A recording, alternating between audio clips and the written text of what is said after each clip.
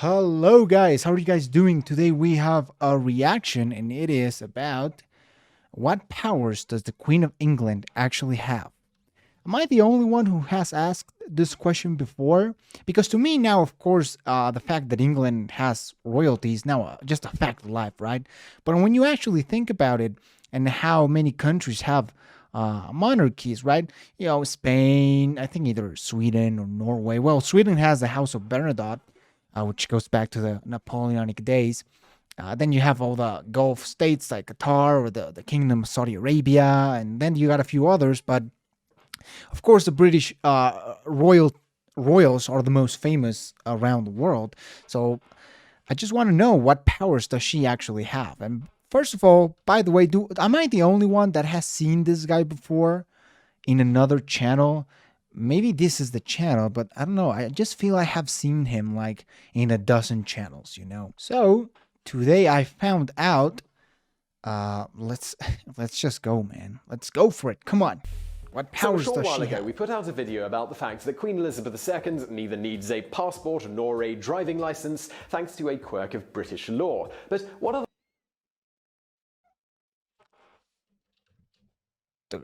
The Queen doesn't need a passport. I mean, it's fine when you think about it. I'm sure there's other maybe diplomats or people around the world that don't need passports, but that's quite an interesting fact. other powers does the Queen of many titles have, and what could she theoretically do if she I'm decided also interested to know who's gonna become. I mean, the Queen is immortal right now. That's also a fact of life. But I'm just interested to know what which one of his descendants, which one of her descendants is gonna become to king or flex the queen? full might of the authority King, that right? she She wields. has like all As it sons. turns out, thanks to the royal prerogative, a terrifying amount if she really felt like it, or at least that's assuming Parliament went by the letter of the law and that the people didn't decide to stage a small revolt.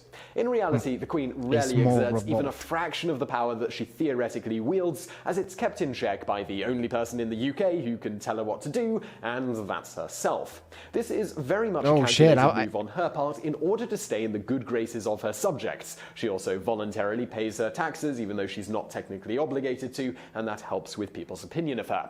Not only does she avoid openly flexing her political might, she also tends to keep her opinions outside of the public sphere. As historian Frank Prohaska notes, the real secret of royal influence is saying nothing, and anything the Queen does say publicly And is hey, pretty I have to admit, that's a very smart decision.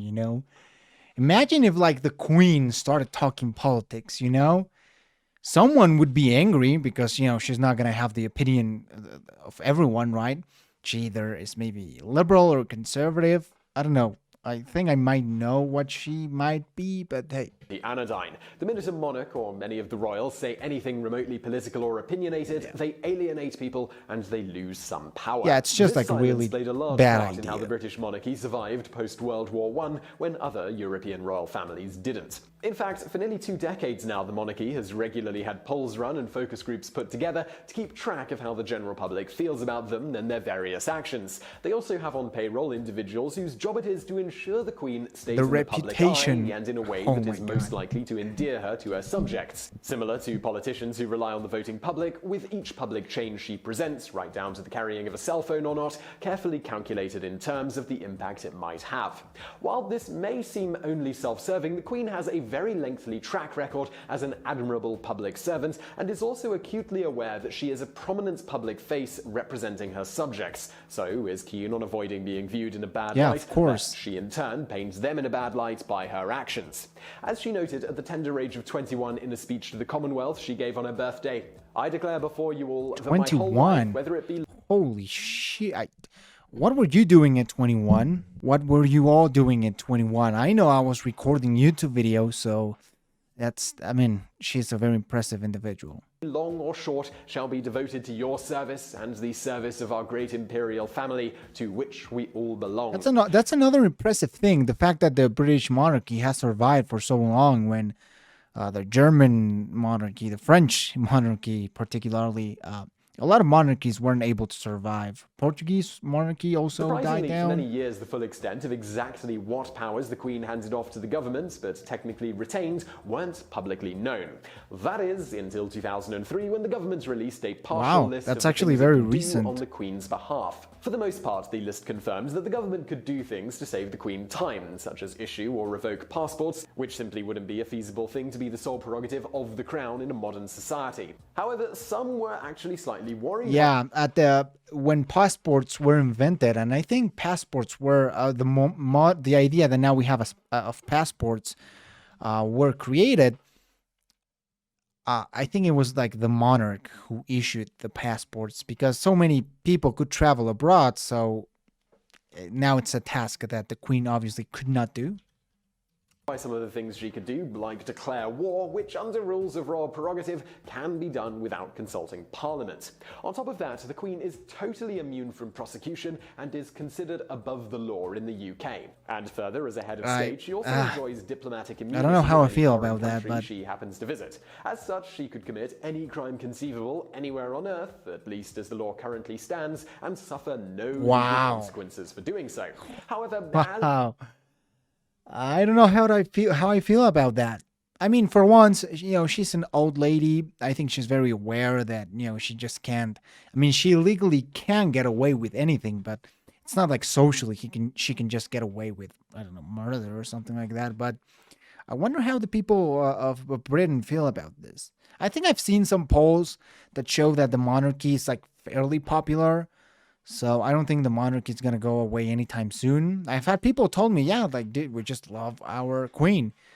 But I don't know. It's just as with it's a everything else, crazy she's generally concept. exceptionally careful to ensure that she doesn't break any laws. Of course, what she does in private is completely her own affair, despite her prominent political position, as she is exempt from freedom of information requests. So, moving on, because technically speaking, the people of Britain are not citizens but subjects of the monarch, she could have anyone she wanted arrested and presumably seize their property or land for the Holy crown. crap. Speaking of which, the Queen owns all of the seabeds around the UK and can commandeer any ship found in British waters for service to the realm. Oddly enough, she also has first dibs on any whales that wash up on shore. The Queen could also administer any manner of punishment to an individual who offended or otherwise displeased her, as the Crown has prerogative power to keep the peace within the realm. And since she's immune from prosecution, nobody could really do anything if this punishment wasn't entirely within the scope of the law. If the government tried to stop her, the Queen could decimate the British political landscape by dissolving Parliament and appointing anyone she felt like as Prime Minister. This is because it's the Queen's duty to appoint the Prime Minister, and she could, in theory, appoint anyone she wanted to the position, regardless of the way the British public voted in an election.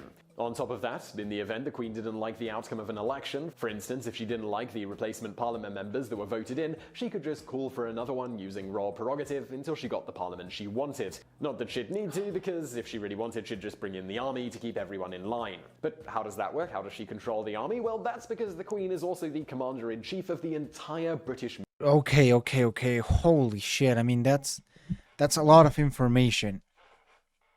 It all just sounds very feudal to me. Not feudal in the sense of actual feudalism, but particularly the part where Simon, my dear friend Simon here said,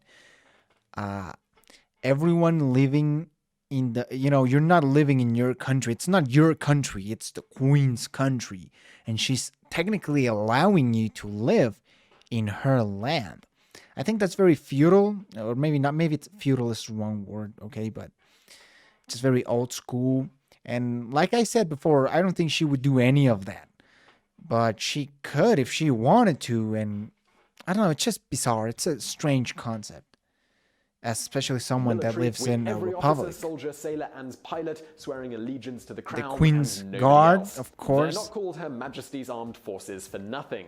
Being considered the ultimate authority on all British military matters, the Queen could authorize a nuclear strike on France or make North Korea an ally, as she has the power to declare both war and peace with foreign nations. As for laws, she can declare technically peace. The Queen can't create new laws. She can only sign them into law after they've been decided upon by Parliament. In fact, her royal assent is required to make the law official after being passed by Parliament in the first place. She could appoint ministers who'd make any laws she wanted a reality and then just sign them into law that way. Beyond royal assent, there's also the Queen's consent, which requires she give her consent before any law that affects the interests of the monarchy can even be discussed at all in Parliament. She actually has used this power before, such as in 1999 when she refused to allow the discussion of a bill that would have given Parliament power to authorize military strikes in Iraq instead of needing her authorization. So, well, that's actually really interesting.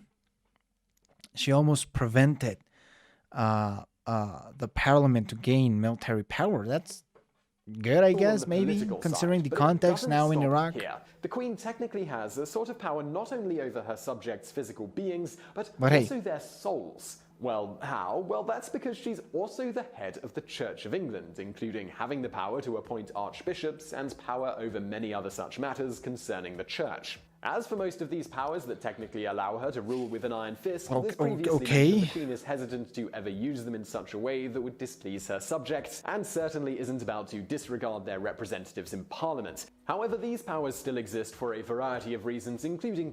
Okay, so she's sort of like the head of the Church of England? I don't know, I'm not a religious person, so I really don't know how that works. Potentially being needed in times of extreme crisis. That said, just because she isn't in the practice of exercising her powers against the will of the people, it doesn't mean she isn't occasionally an active political powerhouse in private. Extremely well respected and known worldwide with the ability to bend the ear of most heads of state, the influence the Queen wields is difficult to quantify, but, as noted in an article discussing why the BBC named the Queen the most powerful woman in the world in their list of 100 most powerful women, Her Majesty's power is more about influence. A discreet nod of the head, a polite word in the ear of a Prime Minister at their weekly meeting, or a strategic patronage of a cause being overlooked by the government is how she can indirectly affect our world without us even knowing. Well, to conclude, the Queen has many powers she could theoretically legally use to her own ends unless her subjects and Parliament simply decided to stage a revolution. However, I'm just interested to know, one, if you're British, what's your opinion on the Queen and the monarchy in general, which I'm guessing it's fairly positive. I know there's probably going to be people that don't like the monarchy, but I think as a whole, the British people like their monarchy. But two, what do you think about all this? Okay, what do you think about all the powers that the Queen theoretically has and she could theoretically use? Do you think if she became a lot more, let's say, authoritarian, or maybe a lot more, if she enforced some of the rules or some of the powers that she has, would the people of England be happy with that? Would the people overthrow her? Would the people sort of make her, because she's not a figurehead, right? Like, she has actual legit power. And there are monarchs across the world that are figureheads. How many? I don't know. Maybe the monarchy of Spain is not like extremely powerful, for example. You also don't get to hear a lot about the Swedish monarchy, but I don't know. I'm very ignorant about those countries' monarchies, but she does have a lot of power, and I'm just wondering, how do the people feel about that? Avoids doing anything overt that might upset her subjects, and otherwise simply works in the background, more or less in an advisory role when she feels there is a need. So I really hope you enjoyed that video. Now, if you are interested in protecting your privacy online... Yeah, well, I actually enjoyed that video. My God. If you're British, please feel free to comment your, well, not only your suggestions, but how you feel about this subject and this matter. Let's see, how do I feel about the Queen of England? I think she's obviously a very important state figure. She's been one of the most influential people. Think about how many presidents has she met, of the U.S., of Russia. I mean, she lived through World War II, for example, the entirety of the Cold War, right? The unification of Germany, the dissolvement of the Soviet Union. So many things that she probably had a little role as the head of the British government, or at least the British monarchy. So I think that's incredible. I think the fact that we have such a powerful monarchy still in Europe is interesting. I'm not saying it's negative, but I'm not saying it's positive either. I can't imagine how much money thus the taxpayers of the UK have to spend on just keeping the monarchy going, right? It has to be billions of pounds. So But I don't know. At the end of the day, the British people are the one who should decide. And if they like their queen and their monarchy, god damn it, they have a right to keep it. So I don't know what else to say, man. Just subscribe.